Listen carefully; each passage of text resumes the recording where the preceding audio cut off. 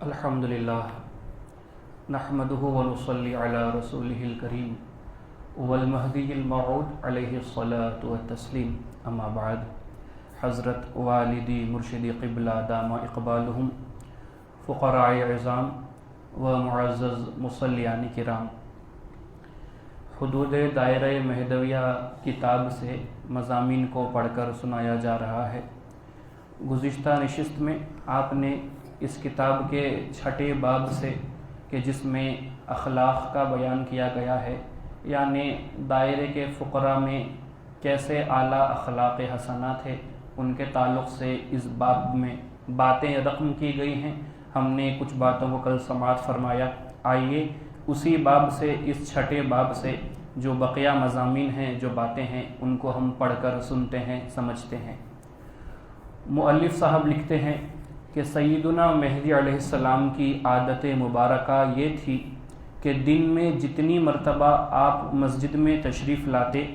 حضرت محمد مصطفیٰ صلی اللہ علیہ وسلم کی اتباع میں السلام علیکم سے حاضرین کو شرفیاب فرماتے۔ یعنی مہدی علیہ السلام جتنی مرتبہ مسجد میں داخل ہوتے، مسجد میں جو بھی بیٹھے ہوئے ہیں ان کو سلام کرتے، السلام علیکم کہتے، اور حاضرین وعلیکم السلام کہتے ہوئے فوراً اٹھ کر کھڑے ہو جاتے۔ یہی عمل صحابہ، تابعین، تبع تابعین کا تھا، بلکہ بعد کے زمانے میں ایک زمانے تک برابر قائم رہا۔ چنانچہ بندگی میاں سید میراں ستون دین ابن حضرت خاتم المرشد رضی اللہ تعالی عنہ کی نسبت نقل ہے کہ آپ کے دائرے واقع جالور شریف کے فقیر عبدالستار نے ایک کاغذ پر 3 سوالات لکھ کر حضرت کی خدمت میں پیش کیے۔ یعنی مرشد مسجد میں داخل ہوں تو مسجد کے جو تمام حضرات ہیں، مرشد سلام کریں، تمام حضرات جواب دیتے اور تعظیماً فوراً سے اٹھ کر کھڑے ہو جاتے۔ یہی عمل صحابہ میں بھی رہا، تابعین میں رہا، اور اس کے بعد تابعین میں بھی رہا، بلکہ اس کے بعد کے وقت میں بھی کافی وقت تک یہ عمل رہا کہ مرشد کی تعظیم کرتے ہوئے فوراً سے اٹھ کر کھڑے ہو جاتے۔ اسی کو بتانے کے لیے ایک واقعہ یہاں پر مؤلف صاحب لکھ رہے ہیں۔ حضرت بندگی میاں سید میراں ستون دین، یہ بندگی میاں سید خنمیر صدیق ولایت کے پوتے ہیں۔ حضرت بندگی میاں سید محمود سیدن جی خاتم المرشدین رضی اللہ تعالیٰ عنہ کے فرزند ہیں۔ تو بندگی میاں سید میراں ستون دین کے ایک فقیر ہیں جن کا نام ہے عبدالستار۔ تو فقیر عبدالستار اپنے مرشد سے کچھ سوالات کرتے ہیں، کاغذ پر کچھ سوالات لکھ کر دیتے ہیں کہ مجھے ان سوالات کے جواب چاہیے، جن میں سے بعض سوال اسرار الہی اور بینائی خدا کی نسبت تھے، کچھ اس میں سوالات راز کی باتیں یعنی اللہ کے دیدار کے تعلق سے کچھ باتوں کے سوالات تھے، اور کچھ عام سوالات تھے، شریعت کے بارے میں کچھ عام سوالات تھے۔ اسرار الہی کے متعلق سوالات کی آپ نے زبانی تفہیم کر دی اور ان کو پوری طرح تسلی ہو گئی۔ جب دیدار کے تعلق سے سوال کیا فقیر نے تو مرشد نے یعنی حضرت بندگی میاں سید میراں ستون دین رحمۃ اللہ علیہ نے اسی وقت میں اپنے فقیر کے ان سوالات کا جواب دے دیا۔ یعنی دیدار کے تعلق سے جو بھی سوال کیا تھا اسی وقت میں آپ نے زبانی جواب آپ نے دے دیا۔ اب رہے شریعت اعزا کے متعلق سوالات۔ ان کے متعلق حضرت نے فرمایا تم مسجد میں بیٹھے رہو، میں کتابیں دیکھ کر تھوڑی دیر میں آتا ہوں۔ مرشد نے فرمایا کہ کچھ اور شریعت کے بارے میں تمہارے جو سوالات ہیں اس کا جواب میں کتابوں سے ڈھونڈ کر تم کو میں دیتا ہوں، تم مسجد میں انتظار کرو، میں اپنے گھر جا کر کتابیں دیکھ کر جواب ڈھونڈ کر لاتا ہوں۔ ایسا کہہ کر آپ اپنے گھر تشریف لے جاتے ہیں۔ آپ کتابوں کا مطالعہ فرما کر جب گھر سے باہر تشریف لائے، بعض فقراء دائرہ جو اس وقت حضرت کے چبوترے کے اوپر بیٹھے تھے مرشد کو دیکھ کر فوراً کھڑے ہو گئے۔ مرشد السلام علیکم کہہ کر مسجد تشریف لے گئے اور فقیران دائرہ وعلیکم السلام کہہ کر وہیں بیٹھ گئے۔ حسب سنت سلف الصالحین کوئی فقیر قدم بوسی کے لیے آگے نہ بڑھا۔ تو مؤلف صاحب لکھتے ہیں کہ جیسا مہدی علیہ السلام کے زمانے میں ہوا کرتا تھا کہ آپ جب بھی مسجد کے تشریف لے جاتے تمام مسجد میں جو بھی ہیں ان کو سلام کرتے اور تمام لوگ سلام کا جواب دیتے۔ اسی طرح یہاں پر بھی بندگی میاں نے سلام کیا، جو چبوترے پر بیٹھے ہوئے فقراء تھے فوراً سے کھڑے ہو گئے، مرشد کے سلام کا جواب دیا، اور جب مرشد مسجد میں چلے گئے تو وہ فقراء واپس چبوترے پر بیٹھ جاتے ہیں۔ اس کے بعد یہاں پر لکھتے ہیں کہ صرف سلام کا جواب دیا، ان فقراء نے آگے بڑھ کر مرشد کی قدم بوسی نہیں کی بلکہ صرف سلام کا جواب دے دیا۔ لیکن قدم بوسی کب کی جاتی؟ جب نوبت میں ہر تسبیح کے بعد، جب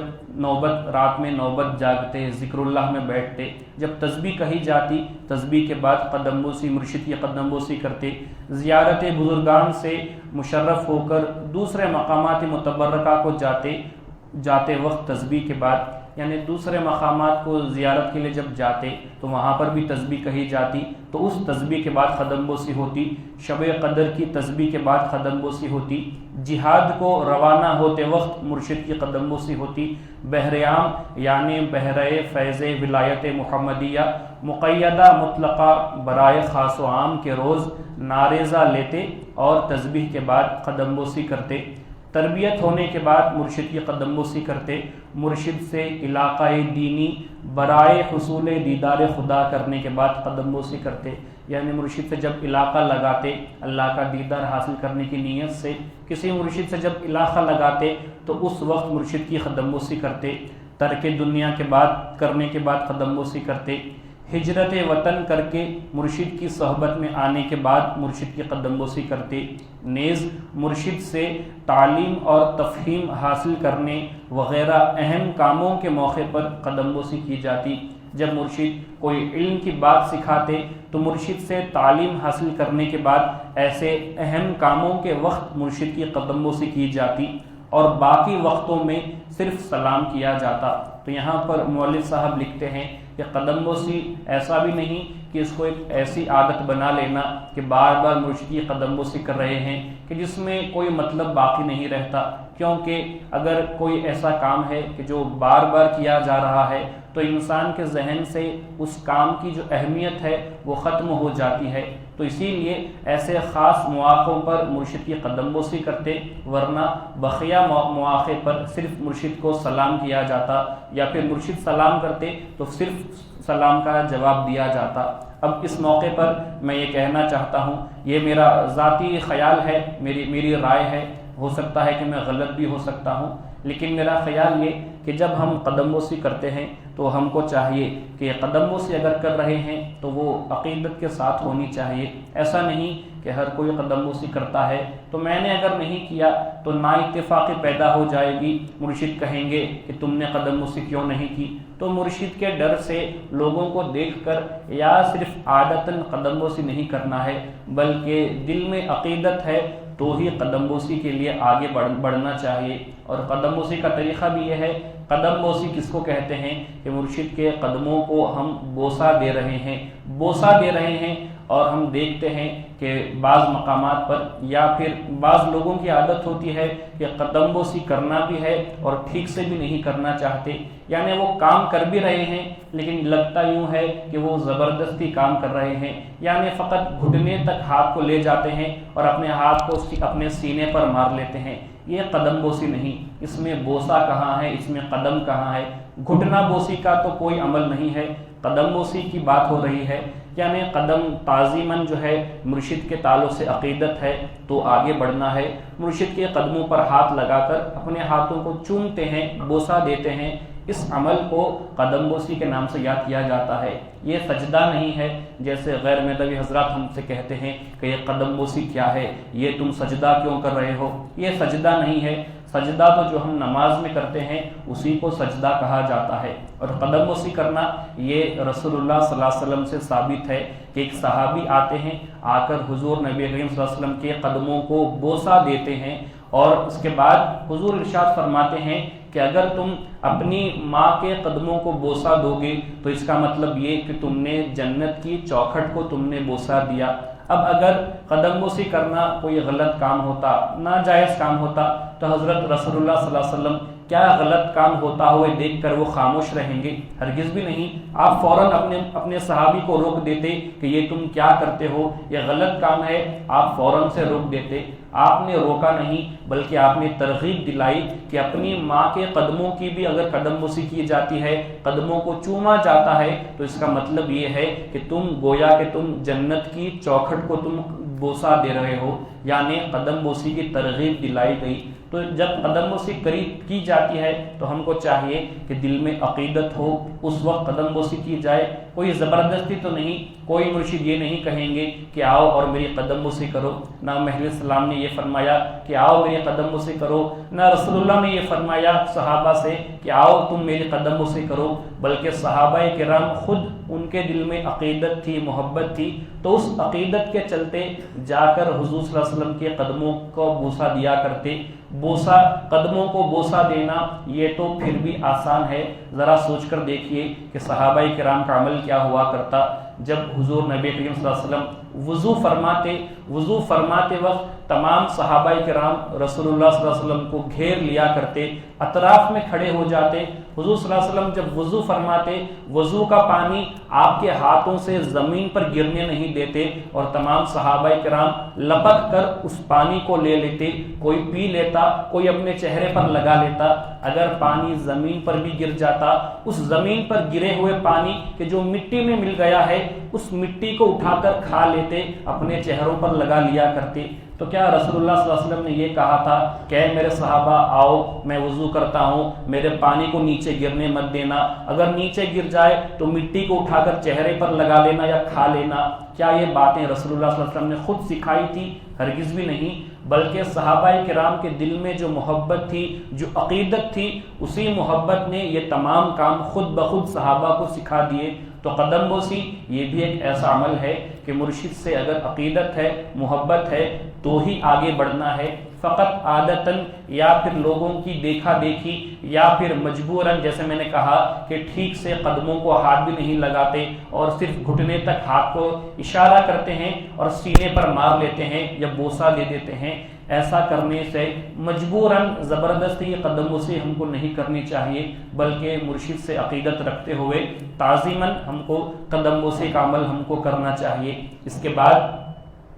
یہ تو ہوئی ایک مرشد اور ایک مرید کی بات۔ ہم گھروں میں بھی عام طور پر ہم دیکھتے ہیں کہ جو گھر کے جو بڑے ہیں، مثال کے طور پر ماں باپ ہیں، تو ترغیب دلائی جاتی ہے بچوں کو کہ ماں باپ کی قدم بوسی کرنا چاہیے، لیکن یہاں پر یہ بات قابل غور رہے کہ اگر میں ایک مرشد ہوں اور اگر میں یہ کہتا ہوں کہ آؤ ذرا میری قدم بوسی کرو، اگر یہ الفاظ میں نے نکال دیے تو مجھ سے بڑائی کرنے والا اور کون ہو سکتا ہے؟ ایسا میں ہرگز بھی کہہ نہیں سکتا، کیونکہ بڑائی کرنا، تکبر کرنا یہ صرف اللہ کے لیے سزاوار ہے۔ اگر میں یہ سمجھتا ہوں کہ فلاں انسان اس نے میری قدم بوسی کی، اس نے میری قدم بوسی کیوں نہیں کی، اگر یہ خیال میرے ذہن میں آ گیا، یعنی کہ میں اپنے آپ کو بڑا مان رہا ہوں، سامنے والے کو میں چھوٹا سمجھ رہا ہوں، اور یہ صفت یہ ایک شیطانی صفت ہوا کرتی ہے۔ اللہ نے قرآن میں یہی تو ارشاد فرمایا، ابا واستکبرا، کہ شیطان نے غرور کیا، شیطان نے بڑائی کی کہ میں آدم کو سجدہ کیسے کروں، میں تو اس سے بڑا ہوں، آدم سے رتبے میں میرا مقام بڑا ہے۔ جو بڑائی کرنا ہے یہ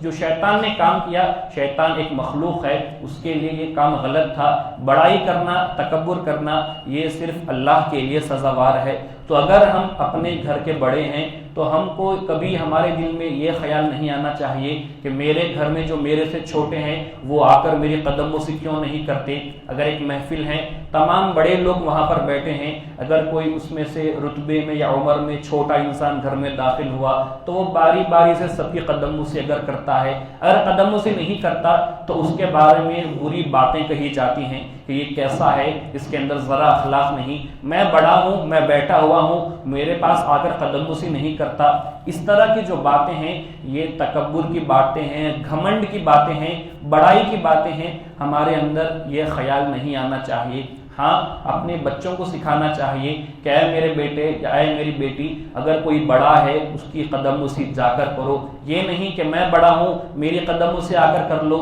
یہ نہیں سکھانا ہے، بلکہ ترغیب دینی چاہیے کہ مرشد ہیں، وہ بڑے ہیں، ان کی قدم بوسی کرو، یا کوئی اور عمر میں بڑا ہے، ماں باپ ہیں، جاؤ ذرا ان کی قدم بوسی کرو، یہ بچوں کو سکھانا چاہیے۔ اس کا مطلب یہ نہیں کہ ہم خود اپنے آپ کو بڑا سمجھتے ہوئے لوگوں کو صحیح اور غلط ٹھہرانے لگیں کہ اگر کسی نے قدم بوسی کی ہاں وہ اچھا ہے، کسی نے قدم بوسی نہیں کی یہ انسان خراب ہے، میں بڑا ہوں اس نے میری قدم بوسی کیوں نہیں کی، میں بڑا ہوں اس نے مجھے پہلے سلام کیوں نہیں کیا، میں بڑا ہوں اس کو پہلے مجھ سے سلام کرنا چاہیے، میں صرف جواب دوں گا۔ اس طرح کی جو باتیں ہیں یہ سراسر غلط باتیں ہوا کرتی ہیں، تو ہم کو ان تمام باتوں سے اپنے آپ کو بچانا چاہیے۔ اس کے بعد